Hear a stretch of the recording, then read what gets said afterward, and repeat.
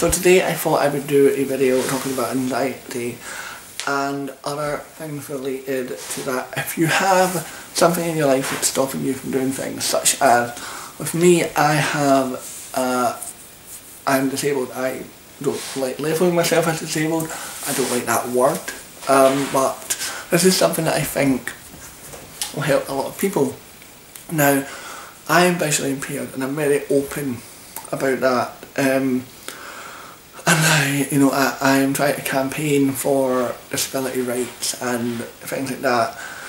I also have a lot of mobility issues. I've got really bad knees and things like that, and a bad leg. My left leg is always really sore all the time, and that can be quite a preventer of a lot of things. So I thought of some really interesting things that might help people who are going through something similar, or you might be able to adapt what I'm saying to suit whatever it is you're going through.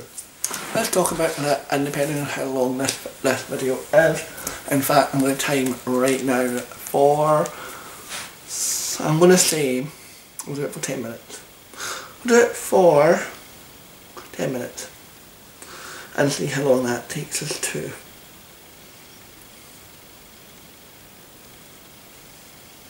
Okay, so I'm going to go to, there we go, done. So once, yeah, so that's us saved to 10 minutes, hopefully it won't run in one that. And if it gets there, I'll get round up on what I'm saying, and next video will be part 2. So let's talk about anxiety. So I suffer really badly from anxiety because of all different reasons. To do with my eyesight, it's to do with not knowing my surroundings, not being able to see what's around me, not being able to see things like train times, on the fucking platform that is miles high, not being able to see bus numbers, not being able to see if a taxi is for hire or if it's not. Being in situations where I can't see, like I'm also a little bit deaf as well in my life, which I've never actually spoken about before. So something that really is so painfully anxiety inducing for me when I'm in a group and I cannot see who everyone is. Talk to me one-to-one or two people like this. Grand, fine and dandy. But especially in that situation where where the atmosphere itself is really loud. If you're in a room and it's really quiet, I kind of can know people's voices and it's kind of alright. We're talking about more in a in a conference or meeting situation, I'm a little bit better. Talking more like in a situation, what do you call it? Social situation. So yeah, I'm talking about more like in a social situation. I can't really deal with that, and I've not really found a way to deal with that yet, unfortunately. But it's something that I do kind of make my friends and whoever is in that situation with me aware of it. It's more so because if I'm talking to there's someone here and someone here talking, I kind of say it so that they don't think that I'm being ignorant and ignoring them. It's genuinely because I'm I can only focus on one person or at the very most 2 people at a time. So yeah, so I kind of make it known that I've got a visual impairment and stuff, to avoid people thinking that I'm being an arsehole kind of thing. So yeah, the ways that I deal with this, like I said, is letting people know what the deal is, so that they know that, okay, I maybe have to speak up, or I maybe need to, a way that I found out it's a really good thing is, and again, this is something that once you do it, you get into the habit of it. So if someone's talking and not either talking directly at me or in a group, they'll say, hey Ross, what about this, and put the person's name in it, or maybe direct yourself right looking at the person or whatever, and this way it kind of takes away that sort of barrier of you know exactly what's happening, you can follow what's happening, and because they're saying your name, it kind of picks up and you're a little bit more in tune to that person, if that makes sense. Cool. Next big thing is, and this is the thing that really hits me hard, and again it's a social situation, and it's and it is house parties. I love house parties, and I used to absolutely love house parties, and I always wondered why I would always really panicky at house parties, and it all made sense when it got to one point where I was at a house party and I only really knew a few people, and I was like, I need to get myself the absolute fuck out of this situation, or else I'm gonna absolutely freak out, like anxiety wise. And it made me realise, like, what am I going to do? How am I going to get through this? You know? And, you know, as it goes, thankfully, a lot of the house parties that I've been to, I know pretty much everyone. And the people that I don't know are always really cool people, so I end up just, like, chatting to them one-to-one, and, like, you know, so I get to know more people, and, you know, that's one way of doing it. Make sure that the parties that you go to,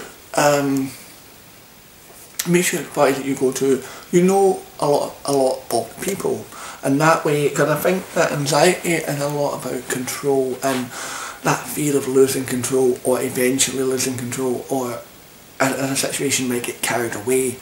At least that's my view on what anxiety is. Obviously it's a lot more of that, it's a lot more than that, and it can be triggered from a lot more than that, but that's just a kind of general thing of what it is. So for me, like I said, a couple of ways that I found a kind of good remedy, I guess, is situations like this, like the one that I just said. Maybe only go to house parties where you know most of the people there, or it's maybe a house party to the point of it's a few people but not that big massive, like, you know, someone everywhere, you know, like that would freak anyone out, I think. That would be quite daunting for anyone. I'm like knackered. It's so late. It's so late at night and I'm so tired. Anyway. What was I saying? Yeah, so the second thing, this is the one that I kind of do the most, is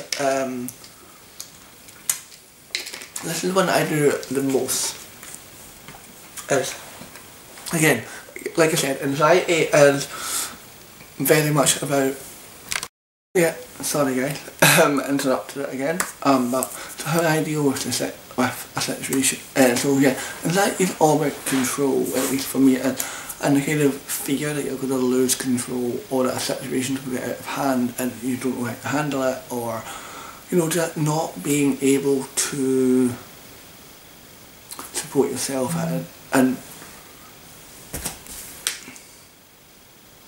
sorry guys, and we're nearly at 10 minutes.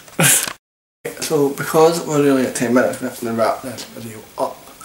Okay, so yeah, so like I said, so that is all about control and the fear of losing control, not being able to get out of a situation easily or whatever. At least that's what it is for me. Now, a really good way that I found out to deal with the house party thing is, and this way you're still in control of it, is have your own party. You know, and that sounds really like, what? But let me talk you through it. So if you have your own party, you're then in control of who's invited to that party, how long it goes on for, and what things happen there, especially if, like, for me, for example, I have a small-ish group of core friends who I trust a lot, and who I know aren't going to bring people that are probably going to be really rowdy and stuff. You know, so that way you always, and if you do bring a friend, you know, it's like, usually all our friends are really nice people, so it's fine. But you know what I mean, like, so, and I think that's a really good way to do it, and once you do that, what you then do is, you then take those things away with you. So like, so say you have like 3 house parties where you're in control, you're in charge of it, you're in charge of who comes to it, and the things that you do at the party and things like that, you know. And the kind of things that you pick up from that, take that then out with you when you go to a house party, and maybe don't drink, maybe have a sort, maybe exactly know what that address of the party is that you're going to, so that if you do feel really anxious, and if you're someone like me, I don't really want to be like to one of my friends, I want to go home, can you come home with me? Especially when they're having a good time, 'cause that is really shitty, you know, like, obviously if they're having a good time, and they've said to you before, look, if you, and this has happened, both of these situations that we'll talk to you guys about have happened to me, where my friend said to me, you know what, see if you give it an hour or so, a couple hours, and if you're not feeling right, I'll go home with you, or I'll at least make sure that you get a taxi kind of thing. And that way you've got a good bit of a time frame, you've got that an hour or so that could be like 2 hours, whatever. And then you can say to your friend, hey look, I'm still not feeling right, do you mind if you walk me to like a taxi rank, or like walk me to the bus, whatever. And you know, and that's great. But sometimes, especially if your friend, if you've not had that sort of what's a picture like, oh my god, that sort of, oh, this is annoying, this is embarrassing. If you've not had that sort of comfort, I guess, what up with you, if you've not had that sort of comfort thing, like you know what's happening, make sure that you know the address of where you're going, and if it's somewhere that's kind of out with a good while away from where you live, maybe sit this one out. But if it's in a good, like, you know, if it's like kind of within a decent distance of where you live, and it's not going to be too expensive in a taxi or on Uber or whatever mode of transport or subway station, whatever mode of transport you use. And then, you know, once you know the kind of situation, like, you know, where the address is, how far away it is, it might give you a little bit more of a peace of mind to be like, you know what, see if I do want to leave, I'll just say to my friend, you know what, I'm not going to go phone a taxi when you're in the house, make sure that you don't go out until the taxi's there, get yourself home, and then that's it, you know, and ease yourself in. And I think that's a really good thing to do in all situations. Anxiety or not, always have a get out, or always have an escape plan ready, like, so know where you're going, know who you're going with, try and always go with people, you know, this is kind of bloody turned out into like an awareness video, but you know, obviously a lot of this is no common sense, and I don't want people to think that I am preaching common sense to you. I'm just kind of saying for people who, whether you suffer from anxiety or not, can learn from this. So it's like that way, like I said, these are the ways that I've dealt with anxiety. I'm going to do a part 2 of this video because there's a lot more to this, but yeah guys. Remember and be yourself, be happy, be proud of who you are, most importantly, smile every day. Bye guys.